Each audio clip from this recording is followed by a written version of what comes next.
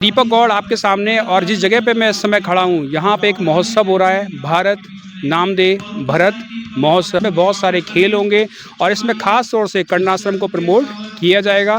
कर्णाश्रम के विकास के बारे में लोगों को बताया जाएगा क्यों ज़रूरी है। और यहाँ पे तरह तरह के प्रोग्राम यहाँ पे हो रहे हैं और ऐसे प्रोग्राम को आयोजन और ज़्यादा होने चाहिए। डू समथिंग सोसाइटी इसको यहाँ पे आयोजन कर रही है। तो मैं आपको एक बार सारा दिखा देता हूँ यहाँ पे क्या हो रहा है, फिर मैं पता करने की कोशिश करूँगा कि इसका आयोजन क्यों हो रहा है और इसका उद्देश्य क्या है। चलते हैं, दिखाते हैं आपको पूरा आयोजन कहाँ पे क्या क्या हो रहा है। आप देख सकते हैं। कैमरामैन मुक्की जरा इधर घुमाओ, दिखाओ सारा क्या क्या हो रहा है। वो देखिए वो सारा सा पंडाल लगा हुआ है। यहाँ पे भी कुछ टीचर लोग यहाँ पे खड़े हुए हैं, इनसे ही बात करने की कोशिश करेंगे। वो देखिए झूले भी लगे हुए हैं और ये सब इसलिए किया गया है कि बच्चे यहाँ पे आएँ, अट्रैक्ट हों और साथ में कर्णाश्रम के बारे में वो लोग जानें। चलते हैं, आगे बढ़ते हैं और लोगों से मिलते हैं। नमस्कार सर।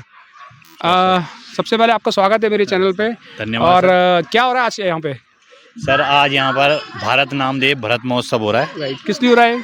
सर ये बच्चों को बताने के लिए कि जिस देश का नाम भारत पड़ा और भरत से पड़ा हुआ है तो उनकी जो तपस्थली और जो उनकी कर्म भूमि है वो यही है। आप इस स्कूल में क्या करते हैं? सर मैं गवर्नमेंट में हूँ, मैं एज ए फिजिकल टीचर हूँ। Oh very good, very nice. जी तो बच्चों को ट्रेन करते हैं? जी सर। फिजिकल एक्टिविटी क्यों जरूरी है, बता दो आप। सर बच्चों को स्वस्थ रखने के लिए, और आजकल आप देख ही रहे हैं कि बच्चा कहाँ भटक रहा है। तो आजकल जो मेन है कि बच्चा जितना व्यस्त रहेगा उतना बच्चा नशे से दूर रहेगा। बहुत बढ़िया, तो राइट, इसके ठीक है। लिए खेल जरूरी है। बहुत अच्छा काम कर रहे हैं, राइट, ठीक है। और बच्चों को शराब रोधी बनाइए, उनको शिक्षा दीजिए, फिजिकल हेल्थ दीजिए, ताकि वही जो बच्चे आज छोटे हैं कल हमारा भविष्य बनेगा। और शुरुआत नींव अच्छी होगी तो पेड़ भी अच्छा होगा। जी सर, ठीक है। चलो आगे चलते हैं, पूरा महोत्सव दिखाते हैं। मेरे सामने एक बोर्ड देख सकते हैं, do something society welcome you all. ये डू समथिंग सोसाइटी ही इस महोत्सव का यहाँ पे आयोजन कर रही है, जो कि 22, 23 और 24 नवंबर का यहाँ पर होगा। अब चलते हैं अंदर और देखते हैं यहाँ पे और क्या हो रहा है। आइए मेरे साथ आप लोग। अब मैं बढ़ रहा हूँ आगे की साइड। आप देख सकते हैं कि मंच पर कुछ बच्चे योगा परफॉर्म कर रहे हैं, उनमें गजब का कॉन्फिडेंस है और उस कॉन्फिडेंस को आप साफ देख सकते हैं कि बच्चे किस तरह से एक यूनिट में खड़े हुए हैं। और इन चीज़ों से बच्चों को सीखने को क्या मिलेगा? यूनिटी मिलेगी उनको सीखने को। और क्योंकि जितनी परफॉर्मेंस होते हैं उसमें बच्चे एक साथ भाग लेते हैं तो उनमें सामंजस्य की भावना भी पैदा होगी। तो ये महोत्सव बच्चों को सिखा रहा है कि एक साथ कैसे रहना है। और ये एक ग्रुप चला गया है। अब इसके बाद आप देख सकते हैं सामने स्टेज सजी हुई है, काफ़ी अच्छा डेकोरेशन है और यहाँ पे बहुत सारे लोग यहाँ पे आए हुए हैं इस महोत्सव को देखने के लिए। और देखिए अब दूसरे बच्चों की एक टीम और आ गई है, वो भी परफॉर्म करेंगे। शायद ये भी योगा ही परफॉर्म करने वाले हैं। बस सबसे अच्छी बात है इसमें ये सीखने को ज़रूर मिलेगा कि एक लकड़ी कुछ नहीं कर सकती, गट्ठर को आप नहीं तोड़ सकते हैं। तो ये गट्ठर की तरह काम करेंगे, सामंजस्य बिठाएंगे और योगा परफॉर्म करेंगे। तो बच्चों की एक और टीम मेरे सामने है और देखिए क्या कॉन्फिडेंस है। इस उम्र में इस तरह का कॉन्फिडेंस बच्चों की ज़िंदगी को चेंज कर सकता है। और इतने छोटे छोटे चीज़ें बच्चों की लाइफ पूरी तरह से बदल सकती हैं। कुछ योगा के मूव्स वो कर रहे हैं, इसके बाद वो थोड़े से एक्सरसाइज वगैरह कर रहे हैं और आपको दिखा रहे हैं। इस मंच के ऊपर एक बैनर है, भारत नामदेव भरत महोत्सव। इसका मतलब ये है कि जो भारतवर्ष, जो भारत नाम पड़ा, भरत के नाम पे पड़ा है, उसी का ये महोत्सव बनाया जा रहा है और बच्चों में जागरूकता फैलाई जा रही है। आगे छोटे छोटे पंडाल हैं जहाँ पे अलग अलग एक्टिविटीज़ के लिए रजिस्ट्रेशन हो रहे हैं। वहाँ पे मैम बैठी हुई हैं और सभी के वहाँ पे नाम लिख रही हैं और धीरे धीरे रजिस्ट्रेशन कर रही हैं ताकि बच्चे अलग अलग प्रतियोगिता में भाग ले पाएं। अभी मेरे साथ इस समय है प्रकाश चंद कोठारी जी, जो डू समथिंग सोसाइटी की स्थापना आपने ही की है और ये पूरा आयोजन के जो लीडर हैं उनको यही बोल सकते हैं। तो बाकी हम इनसे जानेंगे सब चीज़ों के बारे में क्या है यहाँ पे हो रहा है। नमस्कार सर, आपका बहुत बहुत स्वागत है मेरे चैनल पे। धन्यवाद सर, आप थोड़ा बताइए कि आप क्या क्या करते हैं ताकि लोगों को पता चले। मैं तो यहाँ पर मेनली स्कूलों का संचालन करता हूँ। मेरे यहाँ पर 3 विद्यालय चल रहे हैं, महर्षि कर्ण विद्या निकेतन के नाम से, MKVN कर्णघाटी, MKVN दुर्गापुरी और MKVN देवी रोड कोटद्वार।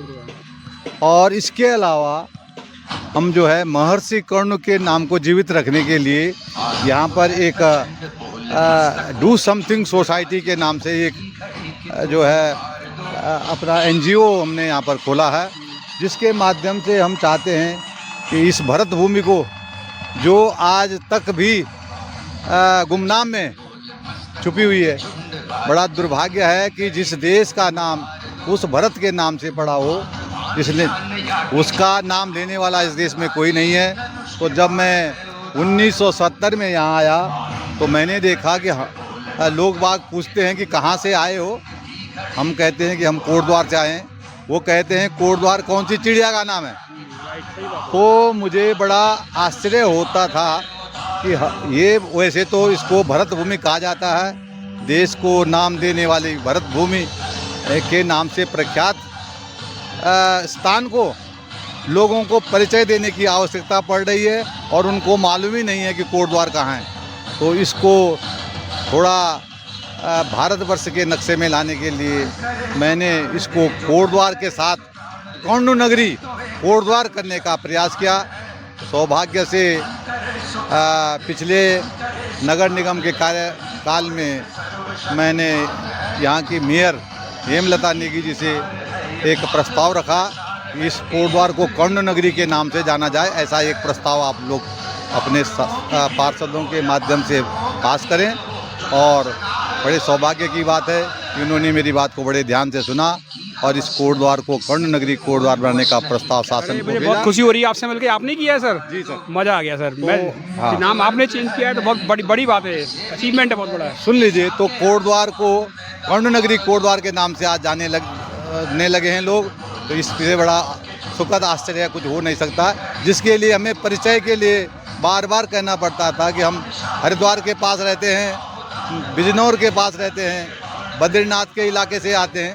कोटद्वार को कहीं नहीं जानता था, लेकिन आज कर्ण नगरी कोटद्वार के नाम से लोग, क्योंकि कर्ण आश्रम और भरत को सब लोग जानते हैं, उनके नाम से ये शहर हमारा जाने लगा है। तो हमें इससे बड़ी खुशी होती है।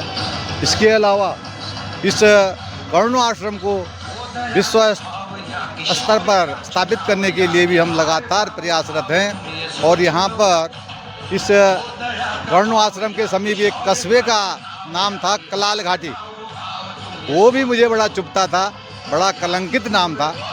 कलाल उन लोगों को कहा जाता है जो बहुत ही छोटे स्तर का व्यापार करते हैं। शराब है, भांग है, गांजा है, चरस है, कच्ची शराब बनाना, इस तरह के वो लोग कार्य करते थे यहाँ पर।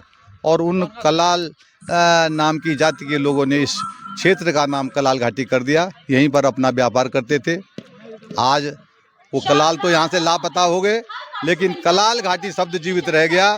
और उसको मिटाने के लिए मुझे लगभग 44 वर्ष लगे। और 44 वर्ष के बाद पिछले साल मैं इस कलाल घाटी को कर्ण घाटी के रूप में नया नाम देने में सफल हुआ। इसके लिए मैं शासन और प्रशासन को बहुत बहुत धन्यवाद देता हूँ। उन्होंने मेरी बात चाहे देर से ही सही 44 साल के बाद सुनी, और आज ये समस्त क्षेत्र जो कलाल घाटी था उस कलंक को हमने मिटाया और अब ये कलाल घाटी के नाम से जाने लगा है। तो एक क्वेश्चन पूछना चाहूँगा, ये आपकी डू समथिंग सोसाइटी का विचार कैसा है आपके दिमाग में? डू समथिंग सोसाइटी का विचार इसलिए आया कि हम लोग बातें तो बड़ी बड़ी करते हैं, लेकिन काम कुछ नहीं करते। केवल बातों से कुछ होने वाला नहीं है, और जब तक आप कुछ करेंगे नहीं, ये भी ज़रूर देखा गया है कि जिन्होंने कुछ समाज के लिए किया है उन्हीं लोगों को याद किया जाता है। अन्यथा हमारे तो पूर्वज पता नहीं करोड़ों अरबों पैदा होके चले भी गए, कोई उनको जानने वाला नहीं।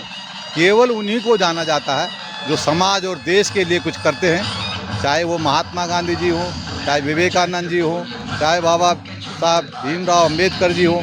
ऐसे अनेक महापुरुष हैं जिनको आज भी हम लोग याद कर रहे हैं, क्योंकि उन्होंने समाज के लिए कुछ किया है। उसी को प्रेरणा लेते हुए हमने ये सोचा हम लोग एक समिति का निर्माण करें, एक अपने जो है NGO को स्थापित करें, जिसका नाम हमने रखा बहुत सोच समझ के कि कुछ करो, डू समथिंग, कुछ करो और नहीं तो यूं ही मरो, जिसका कोई औचित्य नहीं है हमारे जीवन का। हम लोग मनुष्य योनि में प्राप्त हैं। हमारी हिंदू माइथोलॉजी के अनुसार 84 लाख योनियों के बाद हमको मनुष्यता प्राप्त होती है। मनुष्य के रूप में हम लोग अवतरित होते हैं। तो उस मनुष्य रूप में आने के बाद भी हमने अगर कुछ अच्छे कार्य नहीं किए समाज के लिए, तो हमको जैसे कीड़े मकोड़े पशु पक्षी चले जाते हैं, कोई उनको जानता नहीं, वही हालत हमारी होने वाली है। तो कुछ ना कुछ समाज के लिए करना चाहिए, जिससे समाज आपको ज़रूर याद रखेगा। और जो हमारी एक पॉलिसी है कि लर्न अर्न और रिटर्न, जो कुछ भी हम सीखते हैं केवल समाज से सीखते हैं, जो कुछ भी हम अर्न करते हैं, प्राप्त करते हैं, वो समाज सोसाइटी से करते हैं। तो हमारा एक परम दायित्व हो जाता है, नैतिक कर्तव्य हो जाता है कि हम समाज को भी कुछ ना कुछ रिटर्न करके जाएं, कुछ वापस करके जाएं। इसी उद्देश्य को लेते हुए हमने यहाँ पर एक डू समथिंग सोसाइटी का गठन किया, और जो निरंतर समाज में अपने सेवाएं प्रदान कर रही है, चाहे वो दीन दुखियों की मदद करना हो, चाहे मातृ पितृ विहीन बच्चों को प्रतिवर्ष 6,000 रुपये की आर्थिक सहायता देना हो, चाहे निराश्रित बच्चों को निःशुल्क शिक्षा प्रदान करना हो, और बहुत से जो अन्य कार्य हैं जिनके लिए समाज को इसकी आवश्यकता है। अपने सीमित साधनों के माध्यम से हम समाज की सेवा में निरंतर प्रयासरत हैं, इसलिए इसका नाम डू समथिंग रखा गया है कि कुछ करो, नहीं तो यूं ही मरो। बहुत बढ़िया। और ये एनजीओ का नाम है डू समथिंग सोसाइटी, और इसमें मैंने कल रैली देखी थी, एक शराब विरोधी रैली हुई थी। हाँ, उसको मैंने वो पूरा मैंने वहाँ कवर किया था। हाँ, ये लोग काम कर रहे हैं, अच्छा काम कर रहे हैं, और ऐसे लोगों को सपोर्ट भी करना चाहिए जो समाज के लिए कुछ करना चाहते हैं। जो हमने समाज से सब कुछ लिया है, तो हमारी ड्यूटी समाज को वापस करना है। और ये बहुत अच्छा काम है, नेक काम है, और हम भी आपके साथ रहेंगे। जब भी ऐसा कोई इवेंट होगा हमें जरूर बुलाइएगा। आपका स्वागत है। और नशे के खिलाफ तो जो हमने एक मुहिम चलाई है पूरे अपने विद्यालय के माध्यम से और तमाम अन्य विद्यालयों के माध्यम से, कि एक योजना हमारी है, एक संकल्प है कि शिक्षा ही नहीं, जो हमारा ध्येय वाक्य है डू समथिंग का, कि शिक्षा ही नहीं संस्कार भी चाहिए, नशा मुक्त उत्तराखंड चाहिए। इसमें सबसे अच्छा फ़ायदा ये होगा कि जो छोटे बच्चे हैं उनको इसका पता चलेगा, और ये आगे जाके भविष्य बनते हैं। अगर इनको छोटी उम्र में मालूम चल जाएगा नशा अच्छा नहीं है, तो आगे जाके सब बदल जाएगा। बहुत अच्छी पहल है सर, बहुत शानदार पहल है सर। बहुत बहुत धन्यवाद। मुझे बहुत खुशी हुई आपसे मिलकर। बहुत बहुत धन्यवाद। अब चल, और ये डू समथिंग सोसाइटी बहुत अच्छा काम कर रही है। नशे की कल रैली थी, और मुझे सबसे अच्छा ये लगा कि बहुत से छोटे बच्चों ने पार्टिसिपेट किया था। अगर छोटे बच्चों को सही समय पे सही चीज़ पता चल जाए तो उसका इम्पैक्ट पूरी लाइफ होता है। और अगर ये मालूम चल जाता है कि नशा अच्छी चीज़ नहीं है, जो स्कूलों में टीचर बता रहे हैं बच्चों को, उसका इम्पैक्ट आगे जाके बहुत अच्छा होने वाला है। तो ऐसे छोटे छोटे काम हमारे समाज को बदलते हैं। ये छोटे हैं, आगे जाके इम्पैक्ट बहुत बड़ा होने वाला है। तो ऐसे सोसाइटी, ऐसे लोगों को हमें स्वागत करना चाहिए, और ऐसी चीज़ों को हमें आगे बढ़ाना चाहिए। Thank you very much sir.